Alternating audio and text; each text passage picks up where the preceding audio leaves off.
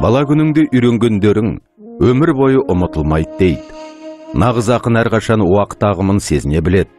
Ендеше ақын жанды адам ғана басқалардан гөрі замана тынысын тереңірек сезініп, көктемнің шуақты күндерін жырлауға, халық қасіретін жеткізуге, өмірдің қуанышты сәттерін сипаттауға қажетті орынды сөздер таңдайды. Өз шығармашылығында кеңестік заманның болмысына және нәзік лирикке тән өлең өлшемдері мен бейнелер сәйкестігіне қол жеткізген көрнекті ақын Қасым Аманжолов төсін емдіріп, игілігін тосқан, кіндік қаны тамған туған жерін бір сәт есінен шығарған емес. 1911 жылы Қарағанды облысының Қарқаралы ауданында дүниеге келді. Әкесі өкпе дертіне шалдығып, ерте көз жұмғанына байланысты бала Қасым интернатта өсті. Уақыт өте келе, оны Семейде тұратын Ахметжан атты ағасы қолына алды. Ол Қасымды жергілікті техникумға оқуға түсірді. Қасым Аманжоловтың поэзиясын соғысқа дейінгі және соғыстан кейінгі деп екі шығармашылық кезеңге бөлуге болады. Қасым 20 жасында желкілдеп тұрған бозбала шағында өлеңге ден қойды. Ал 30 жылдардың басында өзінің алғашқы өлеңдерін жариялады. Айта кетер жайт, ол бастапқы туындыларында дәстүрлі поэзия ережелерін ұстанды, яғни жырау мен толғау мәнерінде сөз саптады. 1938 жылы жарық көрген «Өмір сыры» атты алғашқы өлеңдер жинағына енген отты, лепті жолдардан болашақта кемелденген ақынның жарқ еткен таланты көрінеді. Поэзияда шығармашылық кемелдікке жетуді аңсаған Қасым, өзінің бағыт-бағдары, ұстанымы мен мәнері бар әдебиетке жетуге талпынады. Нар тәуекел, құлаш ұрдым қиынға, қайрат шіркін алып шықса қиын ба? Жығылам деп жүр алмаймын жай басып, жүгіремін киіп жарып, айқасып дегеніндей-ақ қатты талпынып, талантына мәдениеті қосылып, ақындықтың шырқау биігіне самғап көтерілді. Қай жерде үзіледі қайран сапар, түйін боп өмірімнің бір шетінде, сол жерге қалармын ба мәңгі тоқтап, жоғалып жер бетінен сүрлеу соқпақ. Немесе бастармын ба екінші өмір, жалынды жыр жолында қызыл шоққа. Екінші өмір. Бұл сөздерінде терең мағына бар. Өмір шындығын өнер ақиқатына айналдыру, өз өлеңдерінде өлімнен кейінгі өмірді аңсау, бұл ақынның мәңгілік өмірді аңсауы, соны ерлік санауы. Қасым реалист әрі философ, көптеген шығыс ақындары сияқты романтикаға, көтеріңкі көңіл күйге жақындау. Бұл шығысқа тән дәстүрлі поэзия.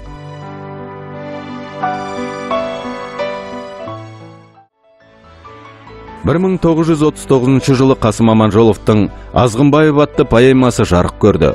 Бұл ақынның сатиралық қырын танытқан жаңаша туынды болды. «Күлемінде жылаймын» өлеңінде сияқты аталмыш поэмада да Қасым толыққанды өмір сүруге кедергі жасайтын формализм мен догматизм атты зұлым күштерге ашу шақырады. Қасым қатып қалған шеңберден шықпайтын, ескішіл тәртіпті жақтайтын, кез келген тың ойдан етек жеңін ала қашатын кер тартпаларды күлкіге айналдырды. Туған жер, атамекен, Қазақстан, Ертіс, Сарыарқа сияқты өлеңдерінде Қасым Аманжолов туған даласын сағынышпен еске алады. Қалың қазаққа сыйлы болған асан қайғы, Қорқыт, Абай сынды бабаларын асқан құрметпен, шынайы патриоттық сезіммен дәріптейді.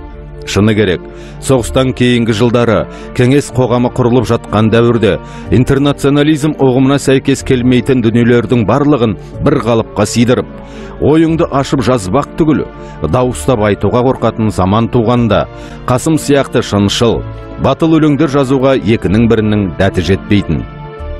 50-ші жылдары Қазақстанда ұлтшылдықты жою туралы жарлық шыққаннан кейін, Қасымның өлеңдері редакцияда әбден дұрысталып, түзетіліп, оқырманға тігісі жатқызылған, ақынның ащы тілі жұмсартылған күйде жетті. Қасымның туындыларынан ұлтшылдық идеясын көрген редакторлар тіпті асан қайғы, Қорқыт ата сияқты бұрынғының ұлыларының атынан да қауіптенді. соғыс жылдары Қасым Аманжолов тек қазақ тілінде емес, орыс тілінде де, мысалы, Брянский леса және тағы да басқа өлеңдер жазғаны көпшілікке белгілі. Кейінірек 8 ғырлы бір сырлы ақынның жаңа қыры ашылады. Ол енді халыққа көркем аударманың үздік шебер ретінде танылады. Қасым Пушкиннің көптеген өлеңдерін, Полтава поэмасын, Лермонтовтың Маскарад драмасын, Твардовскийдің Василий Теркин поэмасын, Маяковскийдің «Во весь голос» поэмасын, сондай-ақ Тарас Шевченко мен Байронның туындыларын қазақ тіліне аударды. Қасым аударма жұмыстарында түп нұсқаның стилистикасы мен шығармашылық мәнерін сақтай отырып, қарапайым және жаттық тілмен туындының көркемдік маңызын жеткізуге тырысты.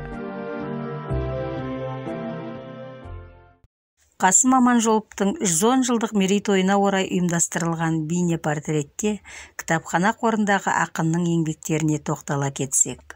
Ақынның 80 жылдық мерейтойына орай таңдамалы өлеңдері мен поэмаларынан жинақталған Алматы жазушы баспасынан 1991 жылы жарық көрген Нұрлы дүние кітабы.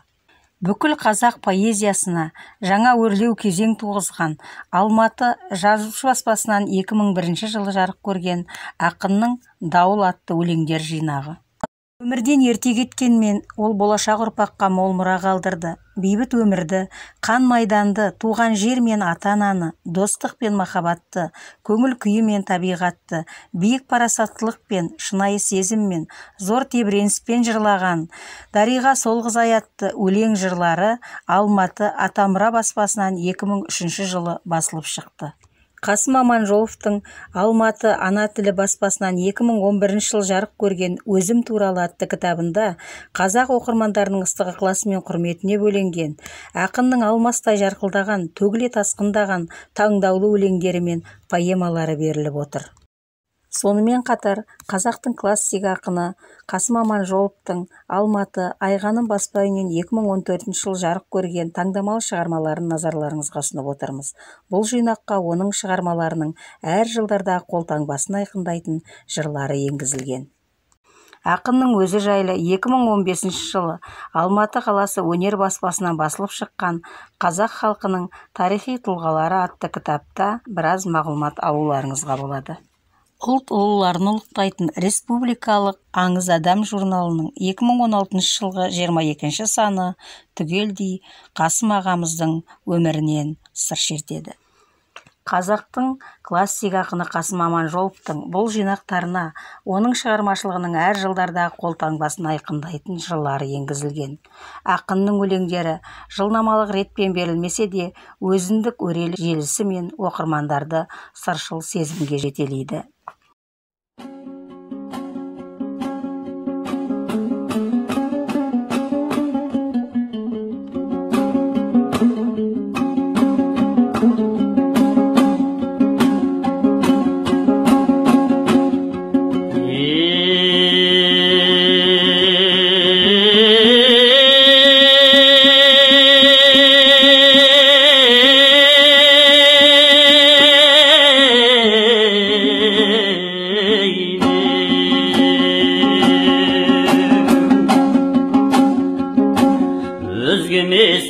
Айтамыз жайында, жүректеу жанын атқан сөз дайындау, тереңде тұнып жатқан дауыл күйде, тербетіп тулатып бір қозғайындай. Аманжол, Рақымжанның қасымымын, мен қалған бір атаның ғасырымын, біреуге жұртта қалған жасығымын, біреуге аспандағы асылымын. Шарлаған жолым жатыр жер бетінде, көрінер көлеңкесі келбетімдей, қай жерде үзіледі қайран сапар, түйін боп өмірімнің бір шетіндей. Сол жерге қалармын ба мәңгі тоқтап, жоғалып жер бетінен сүріліп соқпақ. Әлде мен екінші өмір бастармын ба, жалынды жыр жолында қызыл шоққа. Сен қандай бақыт дедің келер ұрпақ, қараймын елесіңе мен таңырқап, жаңғыртып жер жаһанды сен келгендей, жатармын қырында мен көрпе қымтап. Өкінден менде бір күн өлемін деп, өкіннен ұқсат алмай келемін деп, күнінен мұң ойланып жүз толғанам, өзіммен өлмесінші өлеңімде. Барымдау бақытымда осы өлеңім, жақыным жүрегімнің дос өлеңім. Өмірге келгенім жоқ бостан босқа, менің қайтып босқа жасап бос өлемін. Өзім жыр лебізім күй еркеледім, өз елім өз жерімде еркеледім. Өмірдің алтын сарай аспанында, қиялым қақты қанат ертеменің. Ризамын туғаным ауадан болып, өкінбен қалармын деп бір күн солып. Адамзат сапарының мейманымыз, бір мезгіл жер бетіне кетер соғып. Екі көз, екі жұлдыз маңдайдағы, көрушің құбылысты қайдағы. Дариға-ау, сен де бір күн сөнермісің, қап-қара түнек болып маңайдағы. Аянған жүрегім жоқ жолдасымнан, сый көрдім небір сараң ол қасымнан. Жолдастың жүзін жинап алдым қайта, айырылсам ала көңіл он досымнан. Қасыммын, сол қасыммын, бір қасыммын, бақытын ойламайтын бір басымның. Тымырсық түнек болсаң дұшпаныңмын, ақ көңіл адал болсаң сырласыңмын. Олармын ақын қасым әлі де мен, өлеңін бөбегінде әлдиреген. Қанатын қағып жылдан келер жылдар, бәрінде қарсы аламын ән күйменен.